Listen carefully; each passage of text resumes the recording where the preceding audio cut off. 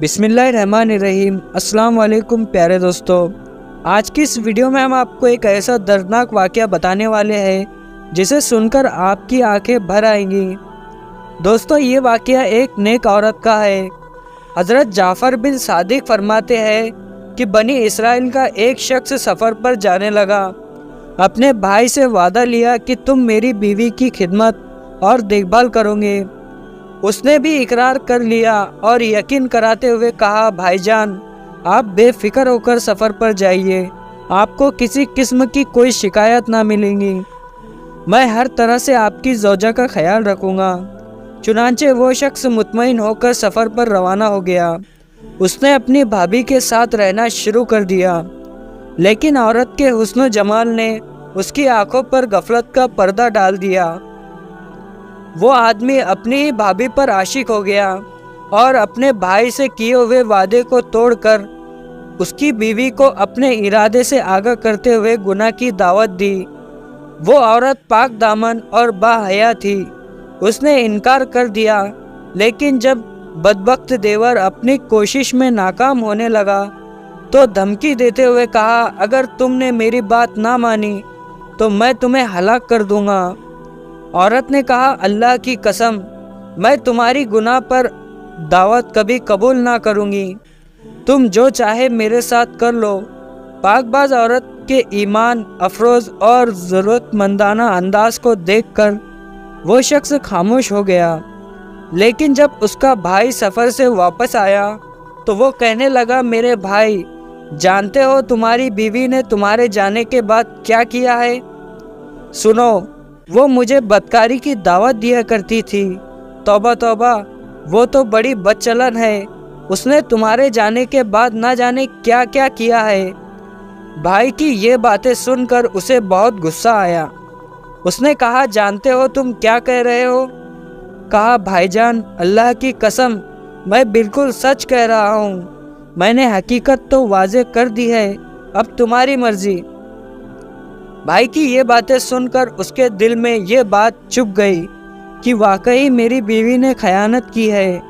غم غصے کی وجہ سے اس نے اپنی بیوی کے ساتھ بات چیت کرنا بالکل بند کر دیا۔ آخر کار ایک رات موقع پا کر اپنی پاک باز بیوی کو تلوار سے لگاتار وار کر کے شدید زخمی کر دیا، اور جب یقین ہو گیا کہ یہ عورت مر چکی ہے تو وہاں سے بھاگ گیا۔ اللہ کی قدرت کے شدید زخمی ہونے کے باوجود بھی نیک خاتون ابھی بھی زندہ تھی۔ وہ گرتی پڑتی اللہ کی عبادت خانے کے قریب پہنچی۔ اس کی درد بھری آہٹ سن کر ایک راہگیر نے اپنے غلام کو بلایا۔ دونوں اسے اٹھا کر عبادت خانے میں لے آئے۔ نیک نیت راہب بڑی توجہ سے اس کا علاج کرتا رہا، جس کی وجہ سے وہ عورت بہت جلد صحت یاب ہو گئی۔ راہب کی زوجہ فوت ہو چکی تھی، اس کا ایک چھوٹا سا بچہ تھا۔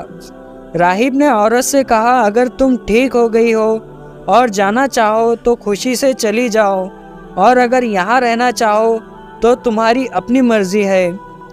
عورت نے کہا، میں یہی رہ کر آپ کی خدمت میں زندگی گزارنا چاہتی ہوں۔ راہب نے اپنا بچہ اس کے حوالے کر دیا۔ نیک خاتون بڑی دل جمی سے اس کی پرورش کرنے لگی۔ راہب کا شیعہ قوم غلام عورت کے حسن و جمال کو دیکھ کر بدنیت ہو گیا اور موقع کی تلاش میں رہنے لگا۔ ایک دن اس نے اپنی نیت بد کا اظہار کرتے ہوئے اس پاک باز عورت کو بدکاری کی طرف بلایا اور کہا، با خدا، یا تو میری بات مان لے اور میری خواہش پوری کر دے، ورنہ میں تجھے ہلاک کر دوں گا۔ اللہ سے ڈرنے والی عورت نے کہا، میں ہرگز تیری بات نہیں مانوں گی، تجھے جو کرنا ہے میرے ساتھ کر لے، چاہے مجھے قتل کرنا ہے، بے شک مجھے قتل کر ڈال۔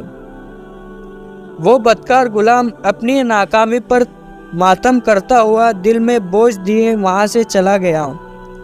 لیکن رات کی سیاہی نے جب ہر چیز کو ڈھانپ لیا تو وہ غلام عورت کے پاس آیا۔ بچہ اس کی گود میں رو رہا تھا، وہ اسے بہلا رہی تھی۔ ظالم غلام نے تیز چھری سے بچے کا گلا کاٹ دیا۔ چند ہی لمحوں میں اس نے تڑپ تڑپ کر جان دے دی۔ غلام دوڑ کر اس راہب کے پاس گیا اور کہا، حضور، کیا آپ جانتے ہیں کہ اس مہمان عورت نے کیا کارنامہ کیا ہے؟ کیا آپ کو معلوم ہے اس نے آپ کے ننھے منھے بچے کے ساتھ کیا سلوک کیا ہے؟ آپ نے اس کے ساتھ احسان کیا، لیکن اس نے آپ کے بچے کے ساتھ بہت برا سلوک کیا ہے۔ کیسی ظالم عورت ہے۔ راہب غلام کی باتیں سن کر بہت غصہ ہوا اور پریشان ہو کر بولا، تیرا ناش ہو، تو مجھے بتا تو صحیح اس نے میرے بچے کے ساتھ کیا کیا؟ کہا، حضور، اس نے آپ کے لاڈلے بچے کو ذبح کر ڈالا ہے۔ اگر یقین نہیں آتا تو چل کر خود اپنی آنکھوں سے دیکھ لیجئے۔ جب راہب دوڑتا ہوا وہاں پہنچا تو دیکھا کہ واقعی بچے کا گلا کٹا ہوا ہے اور اس کا جسم خون میں لت پت ہے۔ راہب نے عورت سے پوچھا، میرے بچے کو کیا ہوا ہے؟ عورت نے کہا، میں نے اس کے ساتھ کچھ نہیں کیا ہے، بلکہ آپ کے غلام نے مجھے گناہ کی دعوت دی، اور جب میں نے انکار کیا تو اس شخص نے بچے کو ہی قتل کر دیا۔ میں اس معاملے میں بالکل بے قصور ہوں۔ راہب نے کہا، اللہ کی بندی، تو نے اپنے معاملے میں مجھے شک میں ڈال دیا ہے۔ اب میں نہیں چاہتا کہ تو میرے ساتھ رہے۔ یہ 50 دینار لے اور جہاں تیرا جی چاہے چلی جا۔ یہ دینار تیری ضرورت میں کام آئیں گی۔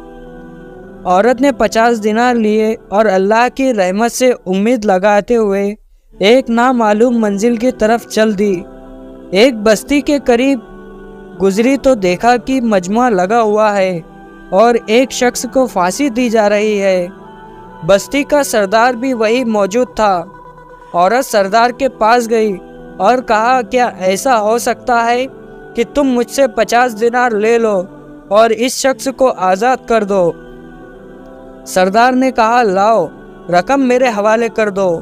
عورت نے 50 دینار دیے تو سردار نے قیدی کو رہا کر دیا۔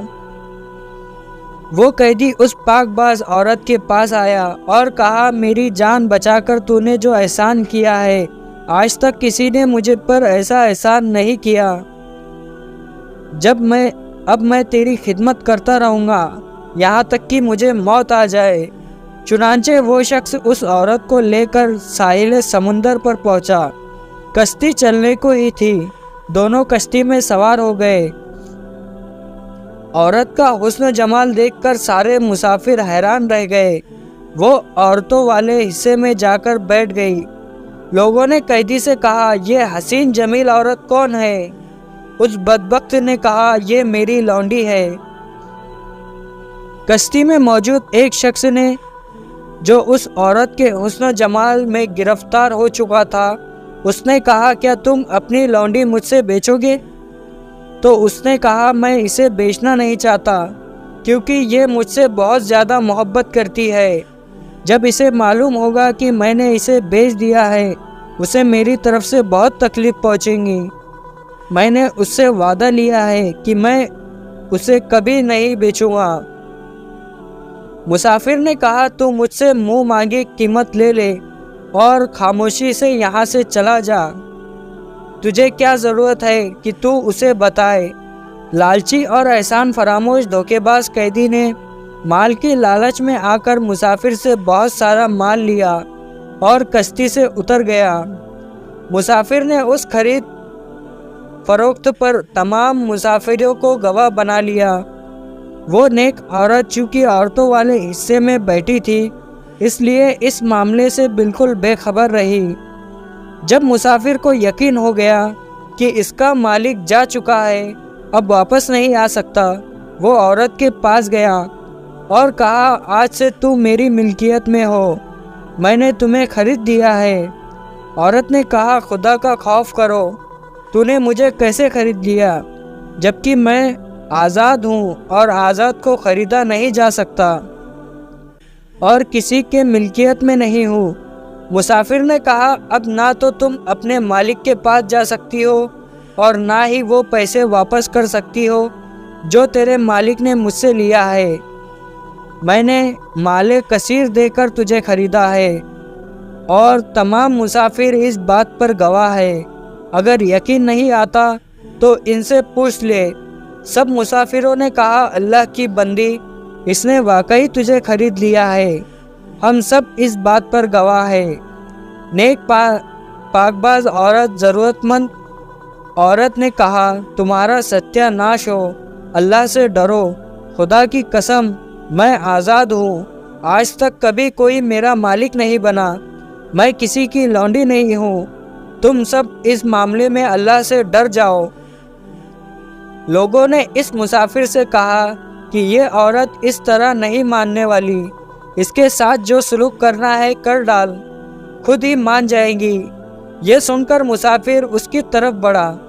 جب اس مظلومہ کو اپنی عزت کا خطرہ محسوس ہوا تو اس نے کشتی والوں کے لیے اللہ سے بد دعا کر دی، اور فوراً کشتی ان سب کو لے کر ڈوب گئی۔ سب کے سب غرق ہو گئے، اور کشتی کے تختے پر عورت کے سوا کوئی بھی زندہ نہ بچا۔ وہ عید کا دن تھا۔ بادشاہ اپنی رعایا کے ساتھ ساحل سمندر پر آیا ہوا تھا۔ تمام لوگ خوشیاں منا رہے تھے۔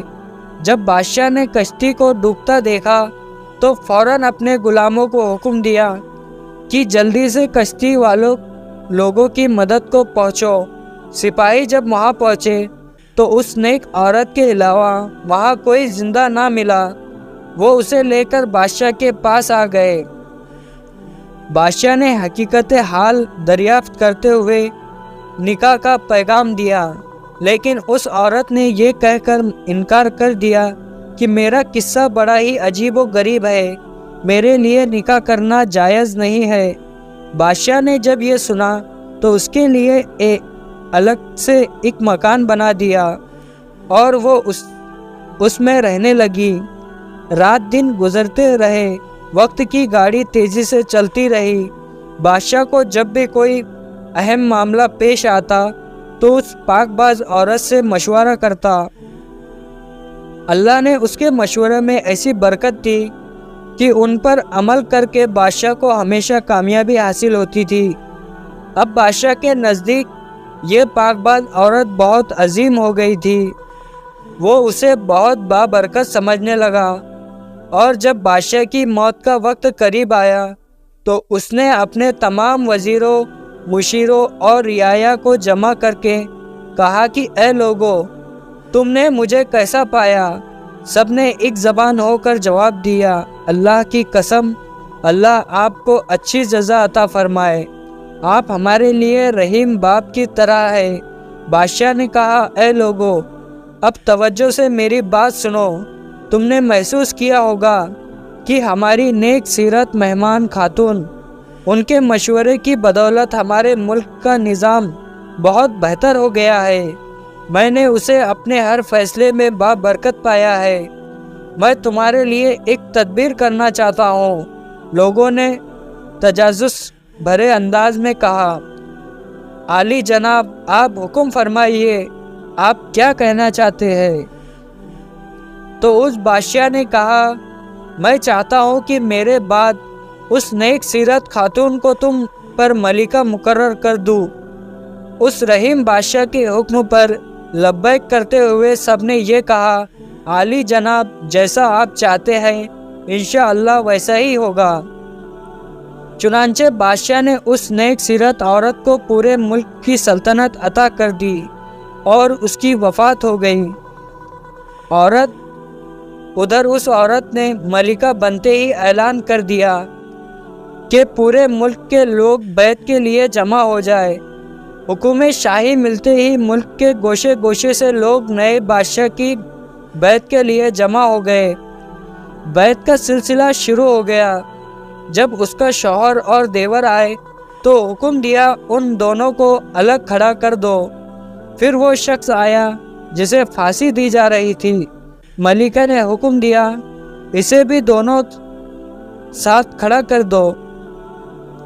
پھر نیک سیرت راہب اور اس کا بدکار غلام آیا، انہیں بھی لوگوں سے الگ کر دیا گیا۔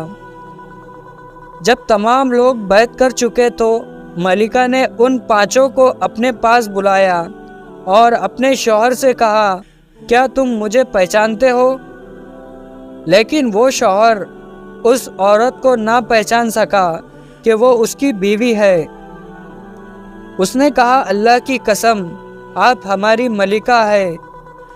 लेकिन औरत ने जवाब दिया, मैं तुम्हारी बीवी हूँ, बीवी थी और आज भी तुम्हारी बीवी हूँ। सुनो, तुम्हारे बदकिरदार भाई ने मेरे साथ क्या बुरा सलूक किया था। ये कहकर सारा वाक़या उसे बताया और कहा, अल्लाह खूब जानता है कि तुमने जुदा होने से लेकर आज तक मुझे किसी मर्द ने छुआ तक नहीं, आज भी पाक दामन और महफूज हूँ। फिर उसने अपने देवर को बुलाकर फांसी का हुक्म दे दिया। फिर राहिब से कहा, अगर आपकी कोई हाजत हो तो बताइए, मैं वही औरत हूँ जो आपके पास जख्मी हालत में आई थी। आपके बेटे को आपके इस जालिम गुलाम ने ज़िबा किया था। फिर गुलाम को बुलाकर उसे भी कत्ल करवा दिया गया। अब उस आदमी की बारी थी जिसे फांसी दी जा रही थी और जिसने इसे बेचा था।